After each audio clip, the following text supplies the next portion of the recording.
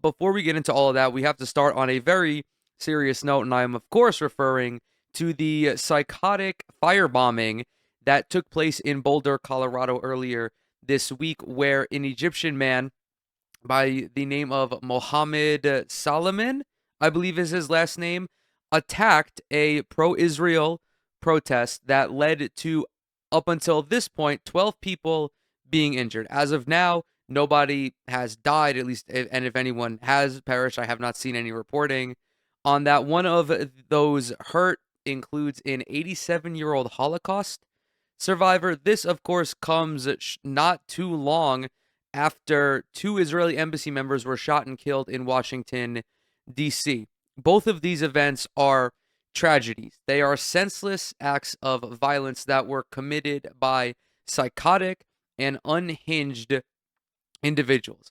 These types of attacks have no have no place in the United States of America. I condone this attack in Boulder, Colorado. Obviously, as I said when I covered the Israeli embassy shooting, anyone who does not condone this is an unserious individual, as far as I'm concerned. Now, the media has been covering this story nonstop for the obvious reasons of it being a just an absurd attack, but they are not cover their coverage is considerably more extensive because this gentleman is an Egyptian national who is an undocumented immigrant. This man overstayed his visa. Not only that, throughout the attack, he repeatedly yelled, "Free Palestine." Remember, this was a pro-Israel rally or a pro-Israel gathering where they were pleading to release the Israeli hostages. I don't believe that this gentleman had any right to do what he does, and I believe that his consequences should be as severe as possible. There are reports that he's looking at life imprisonment for what he did. Although I wholeheartedly disagree with Israel's committing of this genocide in Gaza, and although I vehemently disagree with Zionists, whether they be in the United States or in Israel, I do believe that these people have the right to organize this kind of protest if they so choose. This is the United States of America. We are fortunate enough, at least for the time being, to be able to organize these types of gathering wherever we may stand on the political spectrum. For every pro-Palestinian protest that I support the right of the opposite side to also have a peaceful protest, and that is exactly what this was. This was a peaceful protest that did not warrant any violence, let alone this level of psychosis. We're gonna listen to some coverage of it from Good Morning America. That is, of course, George Stephanopoulos and Michael Strahan. Gathering of Jewish community members in Boulder, Colorado. They were calling for the release of the hostages held by Hamas. 8 people hospitalized after witnesses say the attacker used a makeshift flamethrower and threw an incendiary device. This dude, this is an unwell individual. There's no other way for me to color it. He is standing shirtless, holding like 2 Molotov cocktails. He whipped up a homemade flamethrower to carry out this attack. This is such a uniquely American experience. This type of shit really does not happen anywhere else. We saw it happen when, of course, they assassinated Shinzo Abe with the doohickey, that fucking 3D printed gun that somehow managed to work. Naturally, however, we have to ask the question, how did this person arrive at this act of violence? What one ingredient in this is the fact that this, again, is an unwell individual. This person is not sane. A sane individual does not meet peaceful protest with violence. A sane individual meets peaceful protest with peaceful protest. However, since this is the United States of America, and since this is a very unique country.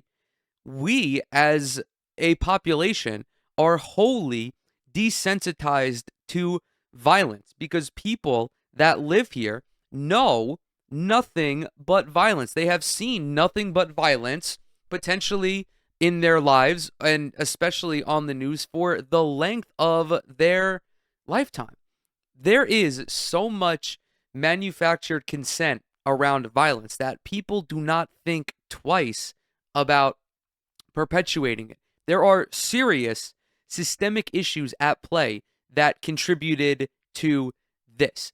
Additionally, we cannot overlook the fact that these types of individuals, when they are deeply unsettled like this and they reach a point of desperation, they feel that this is the only way that they can act. And that is, again, a failure of the system because this is entirely unproductive to what is going on in Gaza. There are infinitely better ways to voice your support for the Palestinian cause and to show your support to the Palestinian people that does not include targeting innocent civilians who are, again, peacefully protesting.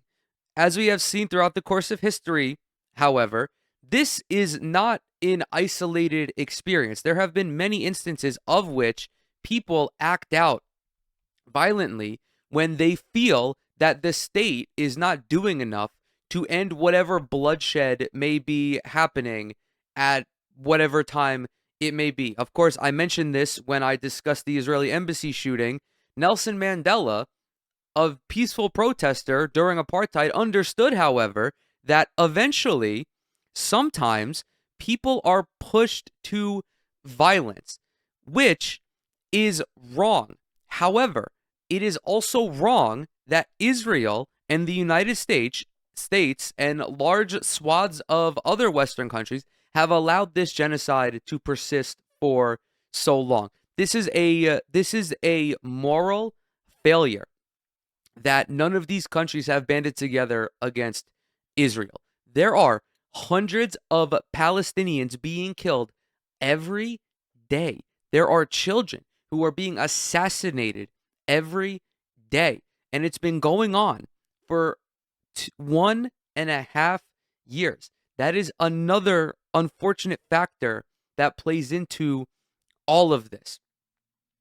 This, however, this instance in particular is an isolated incident, and I do think that it should be treated as such. Now, what do I mean by that?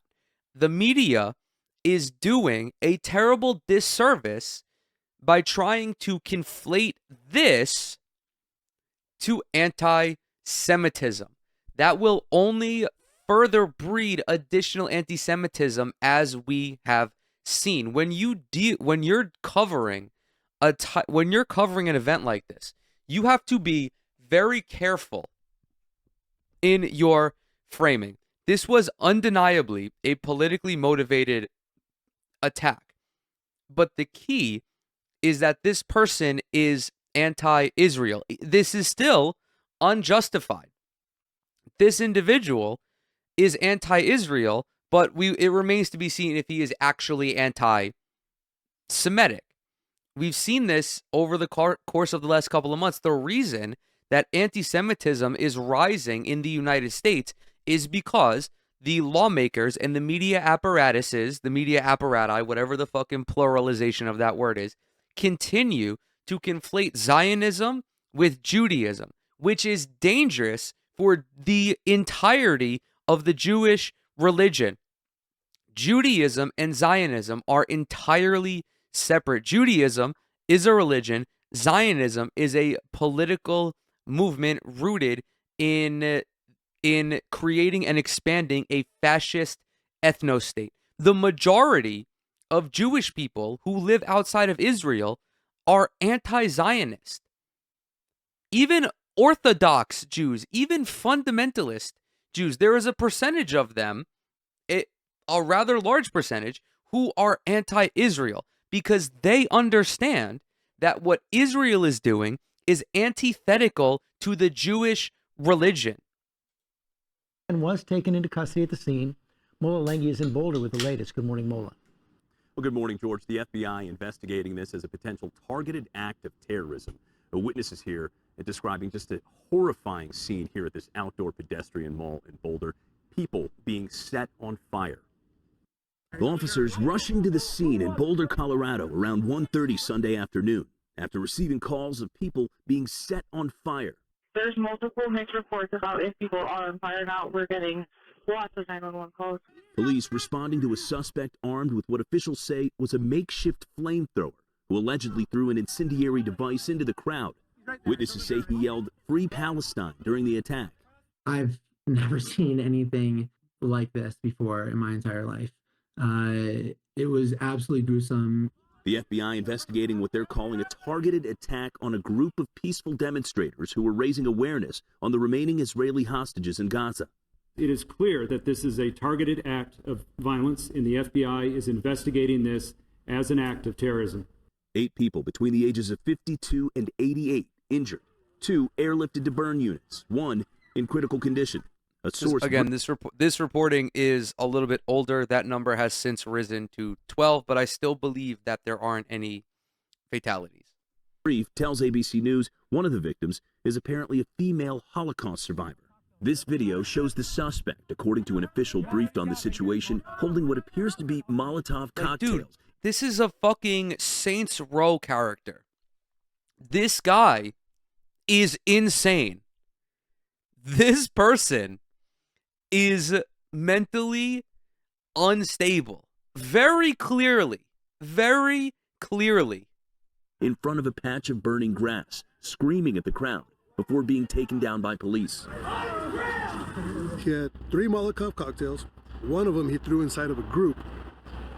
At the group, and one lady lit on fire from head to toe. There was a jug filled with the same stuff. I thought it was alcohol at first, but it smelled like gasoline. He was also taking this garden sprayer, basically, and spraying people with this gasoline and fire and flames. Authorities identifying 45-year-old Mohammed Sabri Solomon as the suspect apprehended on scene. This has every single sign of being a hate crime. The perpetrator was waiting for people who were engaging in peaceful activity. It was a group of Jews from Boulder who were making a stand for freeing hostages who've been in prison since October 7th. Overnight, the FBI descending on the suspect's alleged residence in the Colorado Springs area, about an hour and a half from Boulder. The group, Run for Their Lives, meets weekly, ending their walk at this courthouse. Omar Shahar, who was leading the group, says he saw the man waiting for them before they were attacked. You see fire under the legs of your friends in your community. You want to help them. And then this is when we all retreated and realized that he doesn't care. He's there to harm as much as possible. Well, we're learning that the suspect was in the United States illegally, according to an official at the Department of Homeland Security. The Boulder County Jail database says the suspect is being held on a $10 million bond, in addition to a list of charges this morning, including attempted murder as well as murder. Now, we should note, according to police at least, that there have been no fatalities reported in this attack, but we are expecting more detailed, more formal information on these charges. What's particularly scary about 10 million. this, we're gonna watch another video, pardon me, on some further coverage of this. This one a lot more recent. This was posted today. This reporting was posted on Tuesday. The video we just watched was came to us on Monday.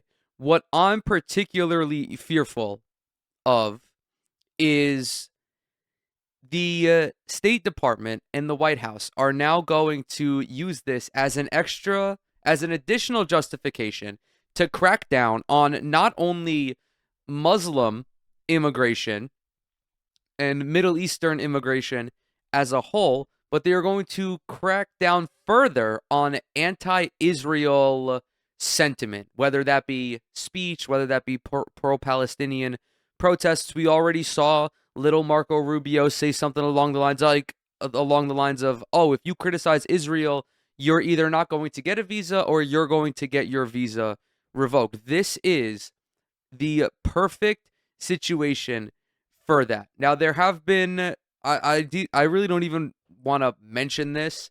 There have been murmurings of this being a false flag operation. I don't believe that for a second. I think that is a deranged conspiracy and one that is entirely unproductive. That discourse does not lead us anywhere. Like that discourse is like that discourse could potentially lead to even more anti-Semitism because conservatives are going to see that and think, oh my God, the Jews did a false flag operation on themselves. Like, do you know how fucking stupid people are? Do you know how gullible people are to dumb shit like that? If you find yourself in agreement with that sentiment, you need to just go step outside because this is a very serious conversation. This is a very serious story that we're talking about. And it should not be reduced to conspiracy theories. Dollars. That's the bond amount for the man accused of carrying out a hate crime attack on peaceful marchers in Boulder, Colorado. He remains behind bars this morning. Our Naomi Ruckham joins us here in Studio 57 with more on this case. Good morning, Naomi. Errol, good morning. Mohammed Suleiman had been planning this attack for quite some time, but it wasn't until he carried it out this weekend he had been driving for Uber. He'd passed recent background checks too, despite living in the U.S. illegally after overstaying his visa. But he was also spending his time researching how to make Molotov cocktails on YouTube. Bro, a memorial of flowers YouTube, and flags is growing at the scene of Sunday's horrific fire attack in Boulder. I feel like it's important to make it beautiful with flowers. Listen, I have just why the fuck are social media companies allowed to just like host videos like that on how to make a fucking Molotov cocktail? That's so dangerous. That's so dangerous. You can't go to fucking Walmart and buy certain chemicals. Like I remember, when was this? It was like a couple of years ago. They stopped selling whipped cream in supermarkets because kids were doing whippets. Bro, I went to fucking Home Depot a couple weeks ago to get a goddamn weed whacker. A weed whacker. And the dude who helped me said that he had to bring it up front for me and be there when I checked out. Why the fuck is YouTube, if all these other businesses have these types of prohibitions, why the fuck is YouTube allowed to host how to make a Molotov cocktail? And show that life will continue even though violence has happened here. And like, again, a weed whacker serves a legitimate purpose. It edges my grass. Whipped cream serves a legitimate purpose. It's a topping. A Molotov cocktail exists only to cause harm and to cause damage. Police say at least a dozen people were injured, some with severe burns, when the suspect, identified as 45-year-old Egyptian national Mohammed Suleiman, threw Molotov cocktails at demonstrators marching peacefully in support of the October 7th Israeli hostages. Witnesses say he yelled "Free Palestine" during the attack. Do you understand it? Yes. Yesterday evening, the suspect made his first appearance in court. He is facing multiple felony charges and a federal hate crimes charge. When he was interviewed about the attack, he said he wanted them all to die. He had no regrets, and he would go back and do it again. According to court documents, the suspect... Dude, this guy is insane. This is not like... It's really that simple. This guy is a psycho. Told investigators that he had been planning the attack for a year and that he used Molotov cocktails because he was denied the purchase of a gun because he was not a legal citizen. The Jewish community is beyond upset. Councilwoman Tara Weiner knows 4 of the victims, including an 88-year-old Holocaust refugee. I talked to some of them who could answer the phone. They'll be okay physically. As the city now works to unite after an attack that shook the Jewish community. Police say 16 unused Molotov cocktails were found near the scene after the attack. Suleiman is due back in court on Thursday. He has not yet entered a plea, According to court documents, Suleiman has been living in Colorado Springs with his wife and 5 children. And though he'd been planning the attack for a year, he was waiting until after his daughter graduated to carry it out. Mohammed Suleiman now faces life in prison. Errol? Stunning developments there, Naomi. Thank you. CBS News Justice Department reporter Jake Rosen can explain some of the charges in this case. Good morning, Jake. So there's a lot of new information we just learned there, but the suspect's immigration status, how might that impact the charges? Well, Errol, we've seen in some of these high-profile cases that the Trump administration has decided to, instead of actually charging and going through the prosecution process for people who it alleges of dangerous criminal acts, they've attempted to deport them. Although, obviously, however, in this case, it looks like, at least in Colorado specifically, and because of that federal hate crime tacked on top of it, he'll likely still be charged and prosecuted here in the United States. Although the Trump administration and people in the White House like Stephen Miller, Caroline Leavitt, and President Trump have all made clear that they take issue with the fact that this man had allegedly overstayed his visa, and that at least that's not an uncommon process, right? There are about 1% to 2% of people who are on the type of visa that this man was on do overstay, but obviously it proves their point that there were dangerous criminals all across the country who are not technically supposed to be here.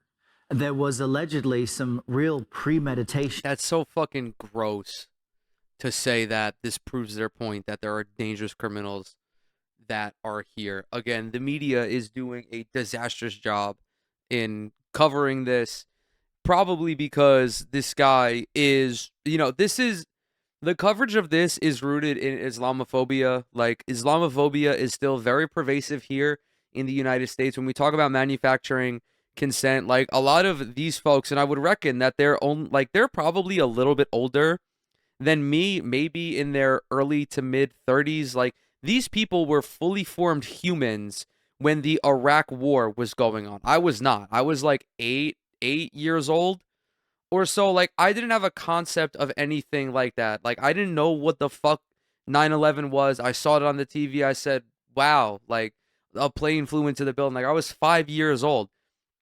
These people understood that for the severity that it was. But all of the rabid Islamophobia that followed it was and still is entirely uncalled for. But again, it is just very pervasive. They are generalizing. They're attempting to generalize, or they are allowing the Trump generalization to persist by saying, oh yeah, there are some violent criminals who are in this country, even though all of the empirical data says that those instances are less than 1%. You are looking with this gentleman at the 0.1% of immigrants who are criminals. You can't just use this as a way to perpetuate that rhetoric. It's gross. Ahead of this, many unused Molotov cocktails allegedly, and you have the suspect's apparent lack of remorse. How might a judge interpret all that?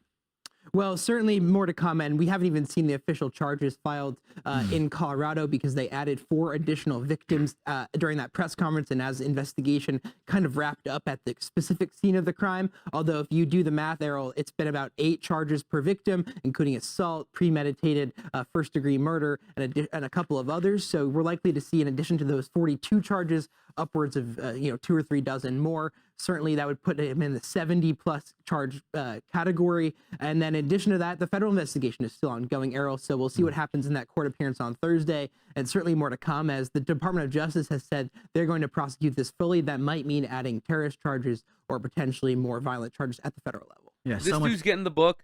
He is going to either prison or he's going to a mental institution if the defense tries to plead insanity. And I do believe that that is where this person belongs. Again, I cannot say it enough. I do not want anyone to misconstrue what I'm saying.